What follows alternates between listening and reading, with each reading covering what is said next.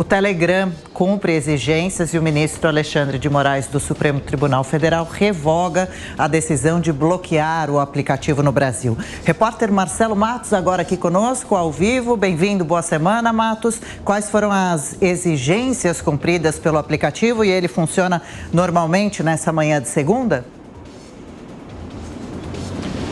Adriana, boa semana para você e para todos que acompanham aqui a Jovem Pan. O outono chegou com força, bastante vento aqui na zona oeste de São Paulo e também aí muito frio, temperatura na casa dos 22 graus. Como você disse, né, o ministro Alexandre de Moraes revogou as decisões, as restrições impostas ao aplicativo Telegram.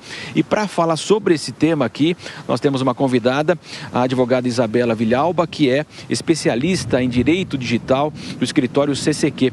Isabela, uma decisão bastante polêmica que tivemos do ministro, monocrática, foi muito criticada também e envolvia inclusive os usuários. A partir de agora, com essa decisão do ministro Alexandre de Moraes, como fica a questão do Telegram e também os seus usuários? Bom dia.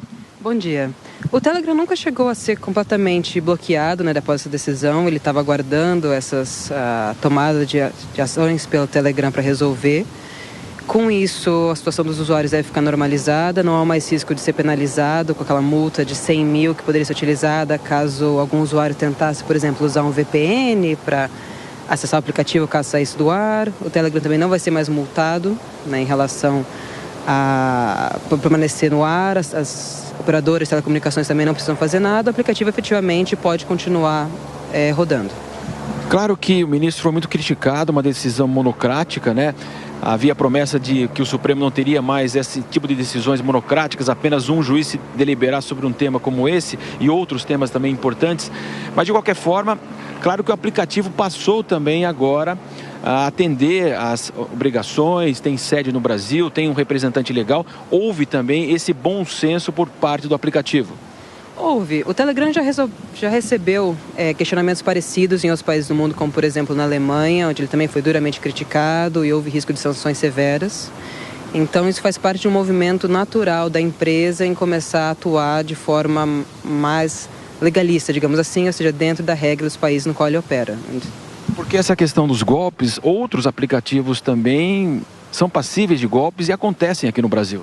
Exato. Uma das questões de questionamento da decisão do ministro foi justamente a desproporcionalidade desse bloqueio total. A gente está falando de um aplicativo que 53% dos smartphones do Brasil tem instalado, ou seja, boa parte da população usa para fins completamente ilícitos. Da mesma forma, no passado, o STF julgou não ser possível bloquear o WhatsApp pela mesma razão, porque milhões de brasileiros usavam o aplicativo, você não poderia bloquear só por conta de certos ilícitos que estavam acontecendo. No centro dessa discussão, a possibilidade do Telegram, ele reunir grupos de 200 mil pessoas. A gente sabe que as eleições estão se aproximando e as mídias sociais hoje são fundamentais numa campanha. Esse é o principal aspecto que havia uma grande reclamação dessa limitação da liberdade? Havia essa questão da limitação da liberdade, com certeza. Havia também a questão de ser uma ferramenta fácil de comunicação de grupos e você conseguir mobilizar pessoas. Mas o Telegram acaba sendo uma figura mista, que ele deixa de ser só um aplicativo de troca de mensagens, que nem o WhatsApp. Às vezes as pessoas acham que é só isso e, de fato, ele se tornou basicamente uma grande ferramenta de mídia. Então, esses são os dois pontos principais. Você consegue tanto ter conversas com grupos e grupos que podem ter assuntos lícitos e ilícitos, e também você consegue viralizar de forma muito fácil utilizando uma sala que tem 200 mil pessoas. Obrigado, Isabela. Conversamos então para falar desse restabelecimento aí do Telegram no Brasil com a Isabela Villalba, que é especialista em direito digital do escritório CCQ aqui em São Paulo. Voltamos agora aos nossos estúdios na Avenida Paulista. Valeu, Marcelo. A gente fica em contato rapidamente, nossos comentaristas. Cristina Grêmio, então o aplicativo volta a funcionar e algumas pessoas falavam em perseguição ao presidente, que usa muito esse meio de comunicação e que tinha postado alguns links, alguns documentos que indicariam suposta fraude em eleições? Vamos lembrar que isso é aquela história do ataque hacker ao TSE em 2018, que foi revelado pelo presidente da República e pelo então relator da PEC do voto impresso, o deputado Felipe Barros, numa entrevista ao Pingos nos Is aqui na TV Jovem Pan News, na rede Jovem Pan, né? E isso foi considerado como uma quebra de sigilo de inquérito, e o inquérito não era sigiloso na época. E na época o presidente postou não só no Telegram, como também em outras mídias. Eu lembro de ter visto no Twitter a publicação do presidente da República e também do deputado Felipe Barros de informações daquele inquérito que eles tinham recebido do próprio delegado, que depois que o ministro Alexandre de Moraes abriu essa investigação sobre suposto vazamento de inquérito sigiloso a pedido do TSE, o próprio delegado da época disse não era sigiloso.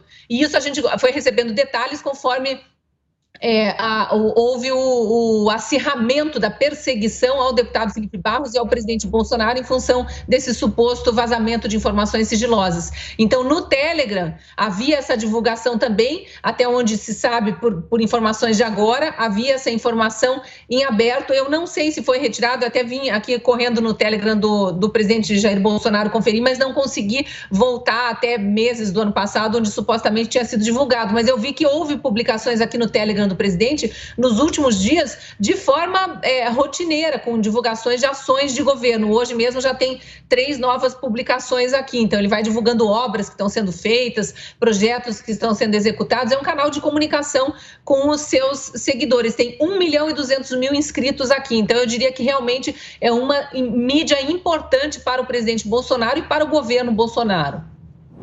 Olha, realmente essa é uma questão, Cristina, que é extremamente importante para a democracia, você ter os canais de comunicação funcionando normalmente. Acho que, de um lado, é interessante, é prudente, é lógico coibir comunicações criminosas, mas isso não pode servir de pretexto para bloquear todo um sistema.